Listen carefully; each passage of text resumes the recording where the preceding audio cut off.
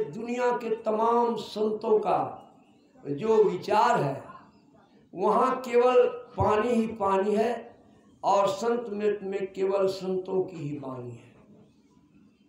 संत मत सदाचार पालन, ये ईश्वर पर अचल विश्वास, पूर्ण भरोसा तथा अपने अंतर में उनकी प्राप्ति का दृढ़ निश्चय रखना, सद्गुरु की निष्कपट सेवा, सत्संग और दृढ़ ध्यानाभ्यास, ये पांच सुकर्म करने के लिए कहता है, तमाम दुनिया के मनुष्यों के लिए कहता है। लेकिन उसके साथ परहेज भी बताता है। आप इतना काम करते हैं, अगर परहेज नहीं है तो आपको दवाई फायदा नहीं करेगा। सर्दी लगी हुई है, दवाई खा रहे हैं, ऊपर से दही भी खा रहे हैं, तो ऑटोमेटिक बात है फायदा नहीं होगा। उसी तरह से संत मत बताता है कि आप झूठ चोरी नशा हिंसा व्यभिचार से बचिए और बच करके अपने जीवन में उतारने का कोशिश कीजिए। जिस तरह से सुई धागे में जरा सा गिरा रहने पर सुई में परोई नहीं जा सकती, उसी तरह से आपके अंदर में जरा सा भी पाप, झूठ चोरी नशा हिंसा व्यभिचार का लेस मात्र भी होगा तो आप ईश्वर की भक्ति नहीं कर सकते, आपको सत्संग में मन नहीं लगेगा। तब कहा गोस्वामी तुलसीदास जी ने कि सुनी समझहि जन मुदित मन मज्जहि अति अनुराग, लहहि चार फल अछत तनु साधु समाज प्रयाग। कि सुनने का बड़ा महत्व है। सुनते सुनते बहुत बड़ा विद्वान बच्चा बन जाता है, सुनते सुनते बहुत बड़ा वकील इंजीनियर बन जाता है, राष्ट्रपति बन जाता है, सुन करके। अभिमन्यु ने मां के गर्भ में चक्रव्यूह भेदन के बात को सुना था। छठे दरवाजे तक उसकी मां जगी रही, सातवें दरवाजे में उसको नींद लग गया, तो वहां जाकर के बात समझ में नहीं आई। तो बच्चा मां के गर्भ से ही संस्कारित होता है। आज जिस बच्चे का जन्म दिवस मनाया जा रहा है, यह बच्चा बड़ा भाग्यशाली है।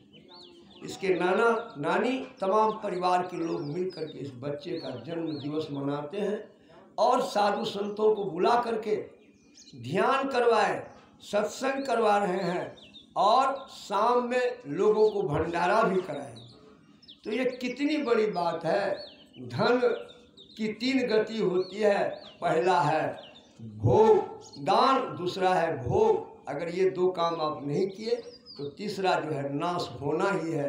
दारू पी करके बेटा मोटरसाइकिल लेकर के कहीं एक्सीडेंट करेगा तो समूचा पैसा समाप्त हो जाएगा। तो ये संत मत सिखाता है कि आप अपने जीवन में शांति, स्थिरता और निश्चलता चाहते हैं तो संत मत के अधीन आवे, संत मत के संतों के ज्ञान को समझें, पहले सुने समझे और आनंद मन से उसको जीवन में उतारे तो आपको चार फल मिलेगा। गाछ में, किसी गाछ में, आम के गाछ में आमे फलता है, केला के गाछ में केला फलेगा, जामुन के गाछ में जामुन फलेगा, लीची के गाछ में लीची फलेगा। लेकिन सत्संग रूपी वृक्ष में चार फल लगता है, अर्थ, धर्म, काम और मोक्ष ये प्राप्त होता है। ये नगद सौदा है, कोई उधार सौदा नहीं है। आप आज करेंगे आज ही आपको मिलना शुरू हो जाएगा। इसलिए सत्संग की बड़ी महत्ता है और महत्ता तो इस बात की है कि आनंद मन से जो सुन करके जीवन में एक बात भी यहाँ से लेकर के चला जाएगा तो उसका जीवन धन धन हो जाएगा। तो यहाँ आए सत्संग में, मन यहाँ सत्संग में है, तन सत्संग में है, मन कहीं बाहर में है, तो आप सत्संग नहीं सुन सकिएगा। सत्संग सुनने के लिए आपको तन मन को गाड़ना पड़ेगा कुत्ता के तरह, तब आप सत्संग के वचन को सुन सकते। सत्संग के वचन बाघिन के दूध के समान है, ये दूसरे पात्र में ठहर नहीं सकता है। इसको पात्र चाहिए सोने का। सोना का मतलब ब्रह्मचर्य का जो पालन करेगा वही संत मत के इस ज्ञान को धारण कर सकता है। ज्ञान को चार तरह का बताया, एक श्रवण ज्ञान, एक मनन ज्ञान, एक निधिध्यासन ज्ञान, एक अनुभव ज्ञान। ये चार तरह का ज्ञान होता है। अभी जो हम लोग सुन रहे हैं ये श्रवण ज्ञान है, ये माया जल के तरह है, आग में छिट्टा पड़ा तो आग ही घुटा गया, ज्ञान खत्म। यहाँ से उठ करके गए कि बोल रहे थे नहीं जाने, भुला गए।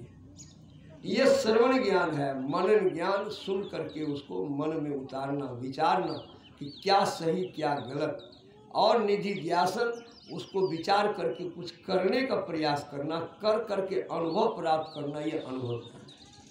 तो श्रवण ज्ञान माया जल के तरह है, अग्नि के समान है, और मनन ज्ञान बिजली के समान है। बिजली जल्दी बुझती नहीं है, जब तक ट्रांसफार्मर से लाइन नहीं कटेगा बिजली बुझ न सकती है, तब जनरेटर का सहारा लेना पड़ेगा। यह मनन ज्ञान है। और निधिध्यासन ज्ञान जो है बड़वा नल के तरह होता है। बड़वा नल एक अग्नि के तरह होता है जो समुद्र के पानी को स्थिर रखता है, न बढ़ने देता है न घटने देता है। समुद्र को जिन लोगों ने देखा है तो समुद्र में न ज़्यादा पानी होता है न कम पानी होता है, बैलेंस बना हुआ रहता है। वो बड़वा नल के तरह, वो बड़वा नल समुद्र में होता है, वो अग्नि बड़वा नल समुद्र में होता है।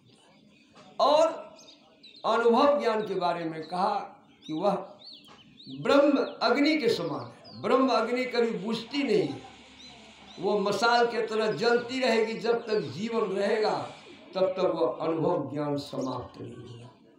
हमारे बीच बहुत जानकार साधु महात्मा है।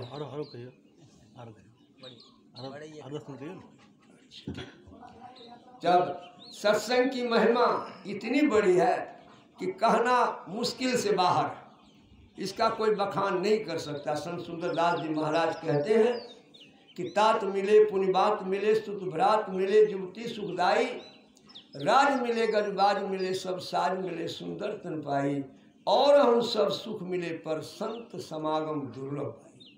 कि हे भाई, सब कुछ दुनिया का मिल जाए लेकिन संत के समागम के समान लाभ कोई दूसरा नहीं मिलेगा। संत सुंदरदास जी महाराज अगले जन्म में जग्गा नाम से थे।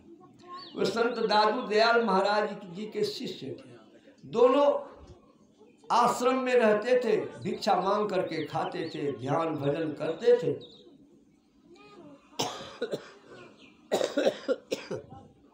ध्यान भजन करते थे। और उस समय में कपड़े की बड़ी दिक्कत थी। अभी तो बहुत कपड़ा है, हम लोग छोटे छोटे लोगों के यहाँ भी जाते हैं, उसके यहाँ नया कंबल, नया चादर, नया सब कुछ निकाल करके देता, बाबा यानी रख ले। पहले ऐसी बात नहीं थी, हम लोग भगिया ओढ़ते और कच्छा पहनते थे जिस समय में बच्चे थे। तो आज से 60 साल 70 75 65 साल पहले की बात। तो उस समय में दादू दयाल जी महाराज के शिष्य जो थे जग्गा जी, वो गांव में जाते थे और थोड़ा थोड़ा सूत मांग करके जमा करते थे, बुनकर को देते थे, बुनकर कपड़ा उठा बना करके देता था, दोनों गुरु शिष्य पहनते थे। एक दिन जाते हैं जग्गा जी गांव में मांगने के लिए, सूत मांगने के लिए, दे माई सूत, दे माई सूत। तो माताएं थोड़ा थोड़ा सूत उनके झोला में देती जाती है। दादू दयाल जी महाराज पहुँचे हुए फकीर थे, संतत्व गति उसको प्राप्त हो गई थी। संतत्व गति जब प्राप्त होता है जनार्दन बाबू, वो आप जो बैठे हैं आपके मन में क्या है उस बात को वो जान जाते हैं। जिस तरह से कांच की अलमारी में सामान रखी हुई है, लोग देख लेते हैं कि ये फलाना चीज़ है, उसी तरह से संत हमारे मन की बात जान जाते हैं। साधु दयाल जी महाराज बैठे बैठे देख रहे थे कि जग्गा कहाँ कहाँ जाता है। अंत में एक घर को जग्गा जाते हैं, दरवाजे पर टेक लगाते हैं कि दे माई सूत, दे माई सूत। माता घर से निकली, कहा लो बाबा सूत, लो बाबा सूत। इसके मुंह से निकल गया कि लो माई पूत, लो माई पूत। अब तो वो माता खुश होकर के घर गई, पूरा सूता ला कर उसमें झोला में दे दिया, लो बाबा सूत। जब जग्गा जी आश्रम में आए तो दादू दयाल जी महाराज तो बैठे बैठे जान ही रहे थे, लेकिन लोग व्यवहार के नियम के मुताबिक वो पूछते हैं कि बेटा सब दिन सूत लाता था थोड़ा सा, आज तेरे झोला में बोरा के जितना सूत कहाँ से आ गया।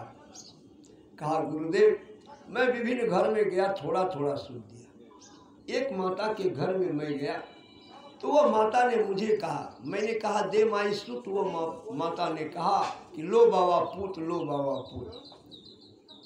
मेरे मुंह से निकल गया कि लो बाबा सुत, लो बाबा सुत, मेरे मुंह से निकल गया लो माई पुत, लो माई पुत। इसी में वो खुश होकर कहा बेटा तुमने जुल्म कर दिया, वो माई तो 7 जन्मों से बन दिया है, अब तो क्या होगा।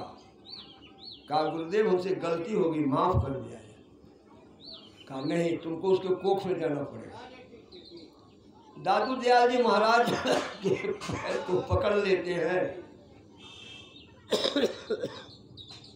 पकड़ करके रोने लगते हैं कि गुरुदेव इस जन्म में आप हमारे गुरु हैं, अगले जन्म में भी गुरु होने का वचन दीजिए। कहा कि जाओ बेटा अगले जन्म में भी तेरा मैं गुरु होगा, लेकिन एक काम करो, इस माई की जहाँ शादी होगी उसके परिवार के लोगों को, उसके माता पिता से जा कर के कह दो कि 10वें साल में उसका जो लड़का होगा वो बैरागी हो जाएगा, सन्यासी बन जाएगा। समय बीता, जग्गा का शरीर छूटा, माई की शादी हुई, ससुराल गई, गर्भवती हुई, एक सुंदर बालक को जन्म दिया। 5-6 साल के बाद संत दादू दयाल जी महाराज उस माई के ससुराल को जाते हैं। ससुराल में जाकर के पहुंचते हैं तो उनके माता पिता तो समझ ही रहे थे बाबा आ गए, उनके गोद में ला करके बच्चा दे दिया। तो संत दादू दयाल जी महाराज बच्चे के सिर पर हाथ रख करके फेर करके कहते हैं कि बच्चा बड़ा सुंदर है। उसी दिन से उसका नाम संत सुंदर दास बना पड़ा, बहुत बड़े विद्वान हुए। उसकी वाणी ही आप लोगों ने सुना। तात मिले पुण्यमात मिले, सुत भ्रात मिले, जुगती सुखदाई, राज मिले गरीबाज मिले, सब साज मिले, सुंदर तन पाई, लोक मिले विधि लोक मिले, सुरलोक मिले, वैकुंठ ही जाई, और हम सब सुख मिले पर संत समारोह जो लो भाई। कहने के लिए तो बहुत कुछ है, कह भी सकता था, लेकिन मेरा स्वास्थ्य करीब 9 से आने के बाद खराब हो गया है, माफ़ कीजिएगा। मैंने थोड़ा सा आपका सेवा किया, पुनः अगर जिंदा रहेंगे तो आएंगे तो फिर सेवा करेंगे। बोलिए श्री सद्गुरु महाराज की जय।